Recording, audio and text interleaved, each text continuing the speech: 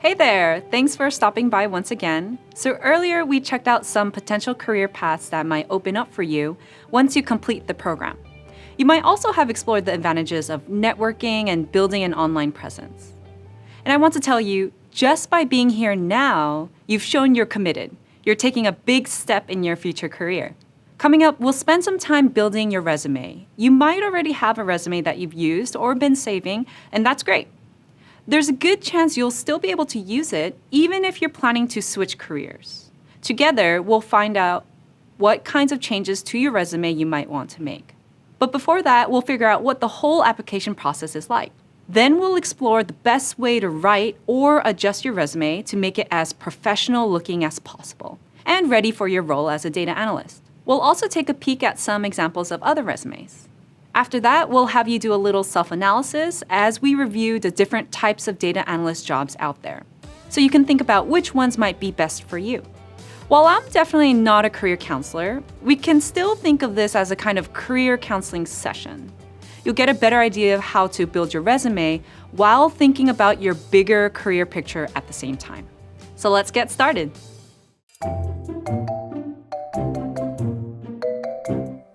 Right now seems like the perfect time to take a step back from learning about data analytics, so you can get excited about what comes after you're done here.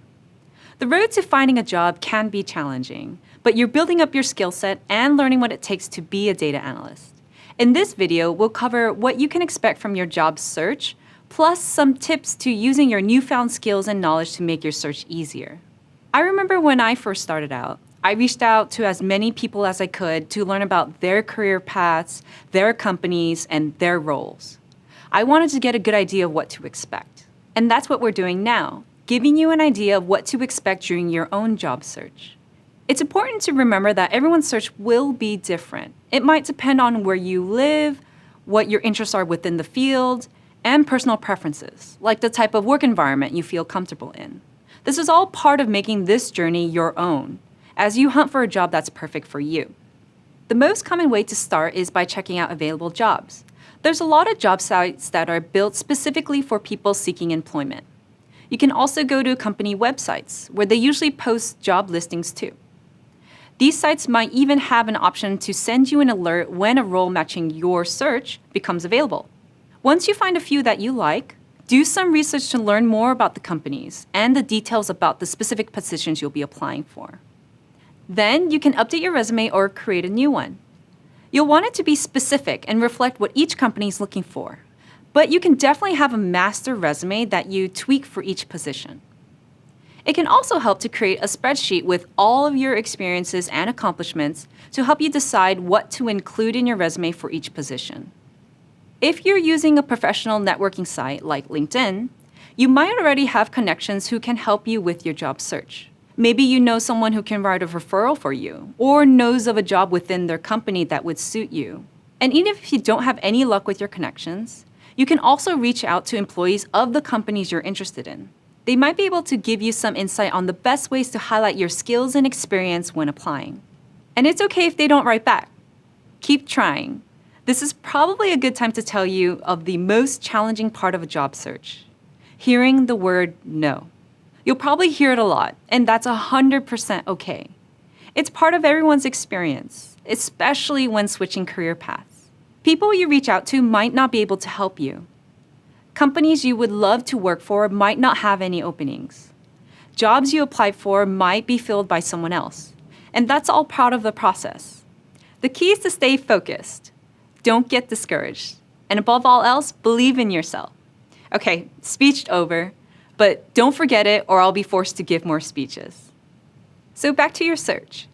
If the company you're applying to is interested, your first point of contact might be a recruiter. A recruiter might also reach out to you based on their own research. They may find your professional profile online and think you're a good match for a position. Speaking of which, that's another reason to keep building and refreshing your online profile. Recruiters are there to make sure you're a legitimate candidate for the job posted in the description. So when you talk with a recruiter, whether on the phone, online, or in person, be professional and personable. It's natural to feel nervous here. So it can help to refer back to your resume to wow them with your knowledge of the data analytics industry. And remember, recruiters are also looking for someone, and they're hoping it'll be you. Here's another tip. Using technical terms like SQL and clean data will show recruiters that you know what you're doing. Recruiters probably won't go into too much detail about the ins and outs of the job, but they want to see that you know what you're talking about. They might also give you prep materials or other recommendations. Take advantage of these because recruiters want you to do well. Next up is usually the hiring manager. This is the most important step. The hiring manager's job is to evaluate whether you have the ability to do the work and whether you'd be a good fit for their team. Your job is to convince them that yes, you do, and yes, you would be. A good thing you can do here is use LinkedIn or other professional sites to research the hiring managers or even other analysts who have a similar role to the one you're applying for. The more information you have about the job, the better your chances of actually getting it. You should also use this opportunity to ask lots of questions to help you figure out if the company's a good fit for you. You can do this when you talk to recruiters too. Now, if the hiring manager sees you as a fit, it's very possible you'll have at least one more interview. The point of these interviews is to give your future stakeholders and teammates a chance to decide if you're the best candidate for the position. The next step is the best step. If all goes well, you'll get an official offer. Usually by phone first and maybe followed by an official letter. At this point, feel free to celebrate, call everyone, and celebrate some more. But even if it's your dream job, make sure it's a competitive offer before you sign. Remember, if they reach out to you with an offer, that means they want you as much as you want them. If you're interviewing at other places, you can leverage this to figure out if negotiating for a more competitive offer is possible. You should also research salaries, benefits, vacation time, and any other factors that are important to you for similar jobs. If you can show specific research like company X gives Y amount more for the same role, there's usually some room to negotiate your salary, vacation days, or something else. Keep in mind, you'll need to find a balance between what you want, what they want to give you, and what's fair. So know your own worth, but also understand that the company hiring you has already placed a certain value on your role. Okay, let's say that everything works out and you're happy with the negotiated deal and excited to join your new team. Even then, hit pause and give yourself at least 2 weeks before you officially start. Why? Well, if you're already employed somewhere else during your job search, it's customary and polite to give at least a 2-week notice at your old job before starting at the new one. Plus, it's good to give yourself a break before starting your exciting new adventure. You've earned it.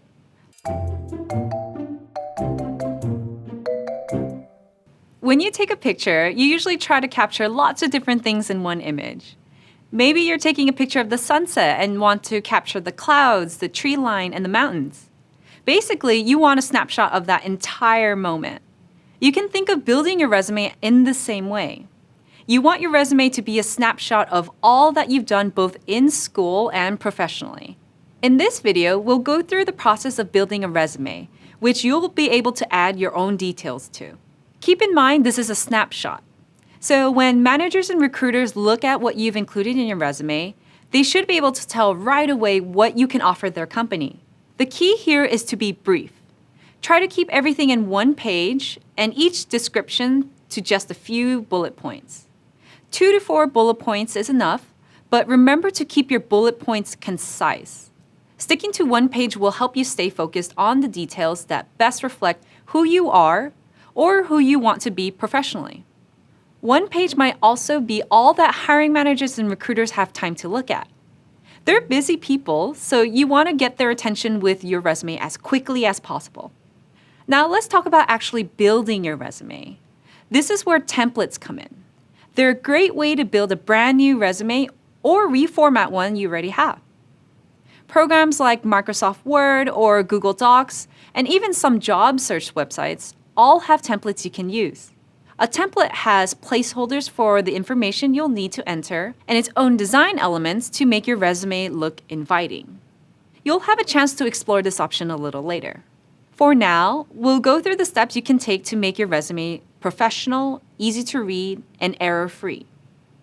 If you already have a resume document, you can use these steps to tweak it. Now, there's more than one way to build a resume, but most have contact information at the top of the document. This includes your name, address, phone number, and email address. If you have multiple email addresses or phone numbers, use the ones that are most reliable and sound professional. It's also great if you can use your first and last name in your email address, like janedoe17@email.com. You should also make sure that your contact information matches the details that you've included on professional websites. And while most resumes have contact information in the same place, it's up to you on how you organize that info. A format that focuses more on skills and qualifications and less on work history is great for people who have gaps in their work history. It's also good for those who are just starting out their career or making a career change. And that might be you. If you do want to highlight your work history, feel free to include details of your work experience, starting with your most recent job. If you've had lots of jobs that are related to a new position you're applying for, this format makes sense. If you're editing a resume you already have, you can keep it in the same format and adjust the details. If you're starting a new one or building a resume for the first time, choose the format that makes the most sense for you. There's lots of resume resources online.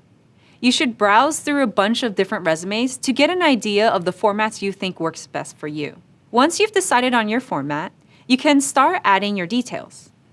Some resumes begin with the summary, but this is optional.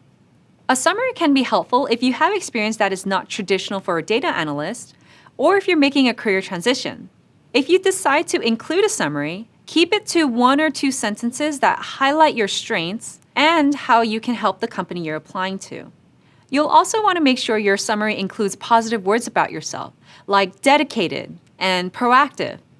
You can support those words with data like the number of years you've worked or the tools you're experienced in, like SQL and spreadsheets.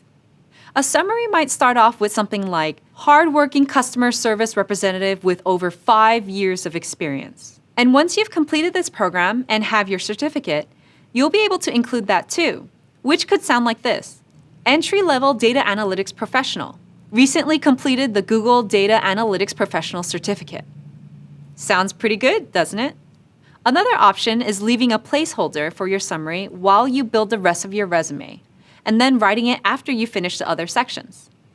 This way, you can review the skills and experience you've mentioned and grab 2 or 3 of the highlights to use in your summary. It's also good to note that the summary might change a little as you apply for different jobs. If you're including a work experience section, there's lots of different types of experience you could add. Outside of jobs with other companies, you could also include volunteer positions you've had and any freelance or side work you've done.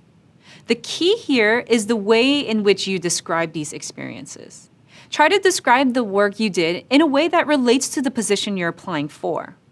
Most job descriptions have minimum qualifications or requirements listed.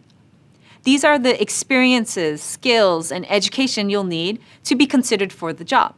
So it's important to clearly state them in your resume. If you're a good match, the next step is checking out preferred qualifications, which lots of job descriptions also include. These aren't required, but every additional qualification you match makes you a more competitive candidate for the role. Including any part of your skills and experience that matches a job description will help your resume rise above the competition. So if a job listing describes a job responsibility as effectively managing data resources, you'll want to have your own description that reflects that responsibility. For example, if you volunteered or worked at a local school or community center, you might say that you effectively manage resources for after-school activities. Later on, you'll learn more ways to make your work history work for you.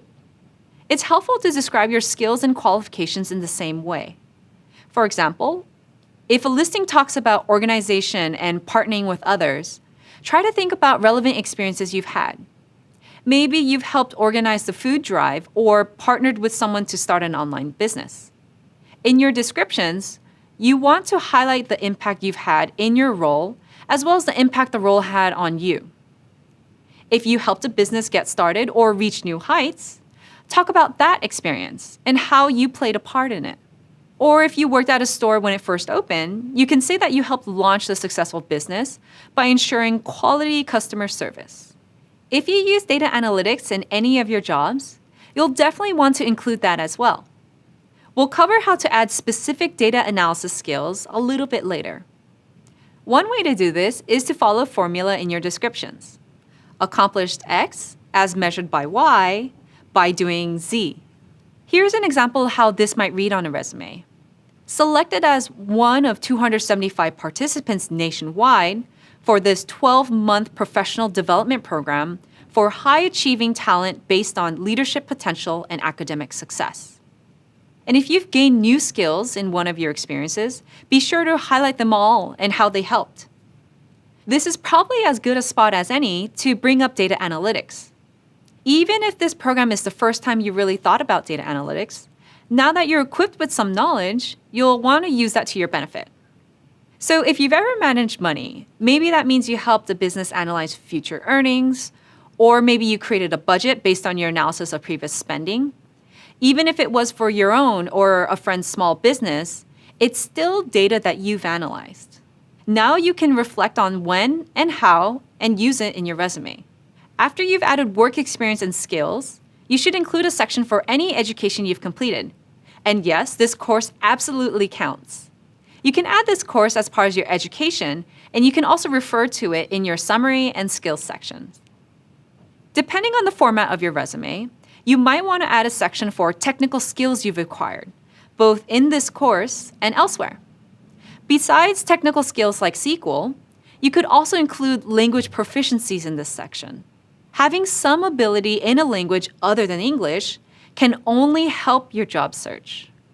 So now you have an idea of how to make your resume look professional and appealing. As you move forward, you'll learn even more about how to make your resume shine. By the end, you'll have a resume you can be proud of. Next up, we'll talk about how to make your resume truly unique. See you soon!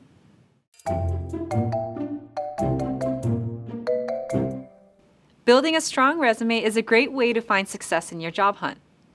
You've had the chance to start building your resume, and now we'll take the next step by showing you how to refine your resume for data analytics jobs. Let's get started. For data analysts, one of the most important things your resume should do is show that you're a clear communicator. Companies looking for analysts want to know that the people they hire can do the analysis, but also can explain it to any audience in a clear and direct way. Your first audience as a data analyst will most likely be hiring managers and recruiters. So being direct and coherent in your resume will go a long way with them as well. Let's start with the summary section. While you won't go into too much detail in this section about any of your work experiences, it's a good spot to point out if you're transitioning into a new career role. You might add something like transitioning from a career in the auto industry and seeking a full-time role in the field of data analytics. One strategy you can use in your summary and throughout your resume is PAR, or PAR statements. PAR stands for Problem, Action, Result. This is a great way to help you write clearly and concisely. So instead of saying something like, was responsible for writing 2 blogs a month, you'd say, earned little-known website over 2,000 new clicks through strategic blogging. The website being little-known is the problem. The strategic action is the strategic blogging, and the result is the 2,000 new clicks. Adding PAR statements to your job descriptions or skills section can help with the organization and consistency in your resume. They definitely helped me when I changed jobs. Speaking of the skills section, make sure you include any skills and qualifications you've acquired through this course and on your own. You don't need to be super technical, but talking about your experience with spreadsheets, SQL, Tableau, and R, which is a programming language that we'll get to later, will enhance your resume and your chances of getting a job. So if you're listing qualifications or skills, you might include a spot for programming languages and then list SQL and R, which are both a part of the Google Data Analytics certificate. You might even add in the top functions, packages, or formulas that you're comfortable with in each. It also makes sense to include skills you've acquired in spreadsheets like pivot tables. Pivot tables, SQL, R, and lots of other terms we covered here might get you noticed by hiring managers and recruiters. But you definitely want your resume to accurately represent your skills and abilities. So only add these skills after you've completed the certificate. Once you start applying the ideas we talked about here to your resume, you'll be well on your way to setting yourself apart from other candidates. And after you've completed your final course, you'll have the opportunity to complete a case study and link it on your resume. This will be a great opportunity to show recruiters and hiring managers the skills you've learned while earning your certificate. Before you know it, you'll have a pretty great resume that you can update quickly whenever you're searching for a data analyst job. Nothing wrong with that. Up next, we'll talk more about adding experience to your resume. Bye for now.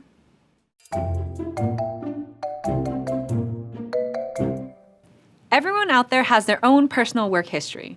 We all started somewhere, whether part-time or full-time.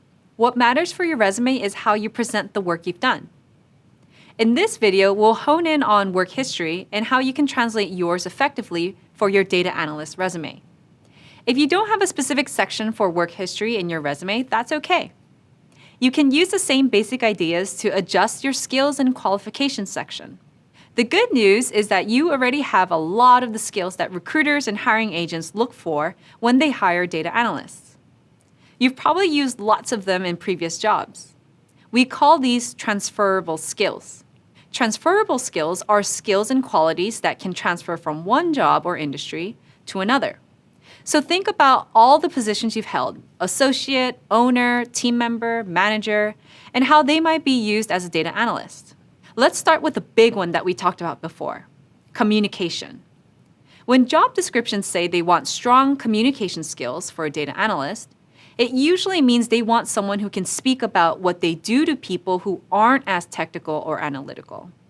If someone who's not familiar with data analytics can understand what you're talking about when you try to explain it to them, your communication skills are usually good to go. You've probably had to communicate in other jobs you've had, whether with employees, customers or clients, team members, or managers. You might have had to give presentations too, whether formal or informal. In your work history section, you can highlight how your effective communication skills have helped you. You can also refer to specific presentations you've made and the outcomes of those presentations. And you can even include the audience for your presentations, especially if you presented to large groups or people in senior positions. After listing job details like the place and length of employment, you might add something like effectively implemented and communicated daily workflow to fellow team members, resulting in an increase in productivity. Here you change the details based on the work you did. Since you'll be working in the world of data, including any quantitative data would be ideal. For example, the increase in productivity might have been a 15% increase. As long as you have a way to back up your data, hopefully with more data, then you can put it in your resume. This example brings us to the next transferable skill. Data analysts are problem solvers. When problems arise in a database or lines of code, data analysts need to be able to find and troubleshoot the problem. If you have no prior experience working with data, you can still talk about your problem-solving skills. That last example we shared does a great job of showing an ability to problem solve. It's actually written as a PAR, or problem action result statement, which we talked about earlier. So the problem is that the daily workflow procedures were not in place. The action is that you put the procedures into effect and communicated them to your team. And the result is that productivity increased by 15%. This makes it clear that there was a problem and you solved it. We can also use the statement to point out teamwork as an important quality to bring to the data analyst world. While you might have plenty of work to do on your own, it'll always be for the benefit of the team. Team means not only the data team you're a part of, but the whole company as well. So that's a few skills you can add to your work experience and skills and qualifications sections. All of these are known as soft skills. Soft skills are non-technical traits and behaviors that relate to how you work. Being detail-oriented and demonstrating perseverance are two more examples of soft skills that anyone hiring a data analyst will look for. Companies want to know that you'll do your analysis carefully and to completion, no matter what setbacks you might face along the way. If you worked at a retail job, You can talk about how your attention to detail helped you find discrepancy while handling a high volume of money. And you could add how you continue to practice customer service at a high level, despite a high turnover rate at the management level. These are just some examples to think about and apply to your work details. Take a moment and think back to your last job, or maybe it's your current job. What soft skills do you use to find success? Are you starting to understand how those are transferable to the world of data analytics? Using PAR statements and focusing on your transferable soft skills can really add to the power of your resume. So now you can keep powering on to the next step to continue learning about the data analytics field and your future job in it. See you in the next video.